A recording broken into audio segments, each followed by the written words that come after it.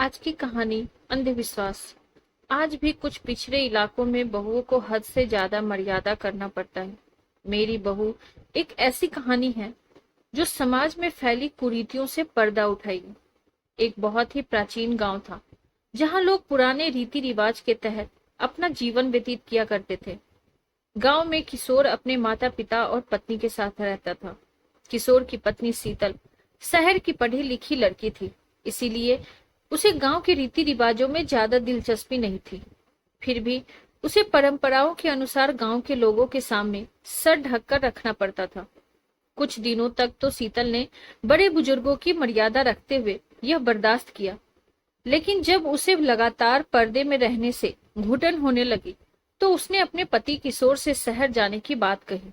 किशोर गांव में ही पला बढ़ा था, इसीलिए उसे शहर जाने में कोई रुचि नहीं थी। उसने अपनी पत्नी को समझाते हुए कहा, यहाँ हमारा पूरा परिवार है और हम इसे छोड़कर कहीं नहीं जा सकते। तुम्हें यहाँ रहने में क्या परेशानी है? शीतल ने किशोर से खुलकर अपने दिल की बात कह दी। बस फिर क्या था, वह अपनी पत्नी से नाराज हो गया और जोर जोर से चिल्लाने लगा। किशोर की आवाज सुनकर उसके माता पिता भी कमरे के अंदर आ गए और जैसे ही उन्हें सारा मामला पता चला तो उन्होंने भी अपनी बहू को बुरा भला कहना शुरू कर दिया। सारे परिवार की बातें सुनकर शीतल की आंखों में आंसू आ गए। शीतल को समझ में नहीं आ रहा था कि वह अपने पति को कैसे समझाए।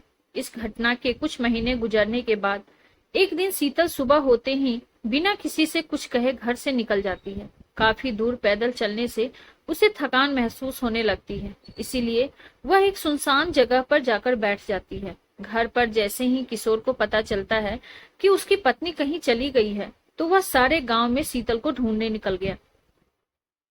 किशोर गांव के चारों तरफ जोर जोर से आवाज लगाते हुए अपनी पत्नी को खोज रहा था। जब वह कहीं दिखाई नहीं दी तो सभी की चिंताएं बढ़ने लगती है। लेकिन इसी बीच एक बुजुर्ग व्यक्ति गांव वालों से आकर बताता है कि इस गांव की एक महिला रास्ते में एक सुनसान जगह पर अकेली बैठी है।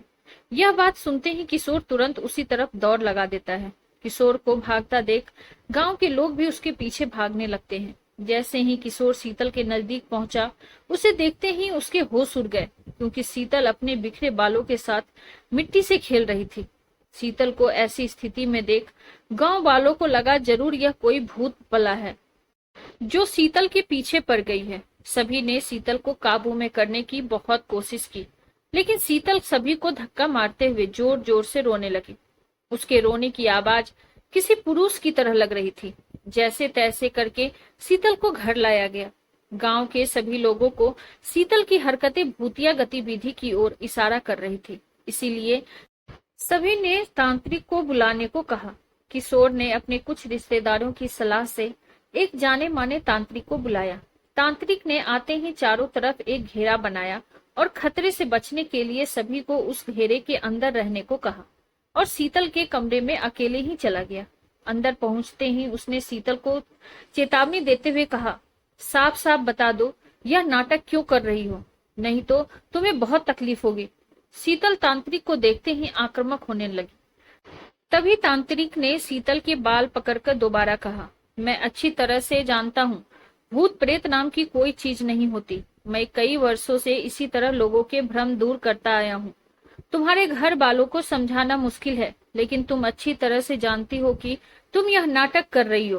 तांत्रिक की बात सुनते ही शीतल की आंखों में आंसू आ गए और उसने रोते हुए अपना झूठ कबूल कर लिया। शीतल ने तांत्रिक को बताया कि वह शहर की पढ़ी लिखी लड़की है, उसे ज्यादा बंधनों में रहना पसंद नहीं।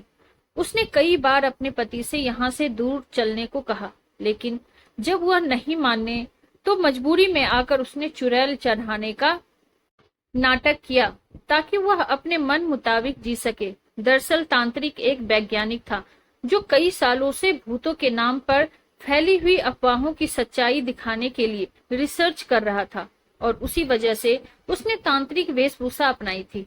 उसने शीतल को सबके सामने चुड़ैल की हकीकत बताते हुए माफी मांगने को कहा। जैसे ही गांव वालों को पता चला कि शीतल अपने परिवार के सामने सिर ढकने से बचने के लिए चुड़ैल का ड्रामा कर रही थी, उन्हें आज से पहले गांव में हुई सभी भूतिया घटनाओं पर संदेह होने लगा। तांत्रिक के समझाने पर शीतल के घर वालों ने उसे उसके पति के साथ शहर जाने की इजाजत दे दी।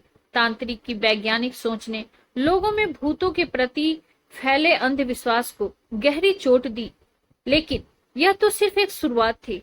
कहानी अच्छी लगी हो तो वीडियो को लाइक, शेयर और चैनल पे नए हैं तो सब्सक्राइब करना ना भूलें। Thank you.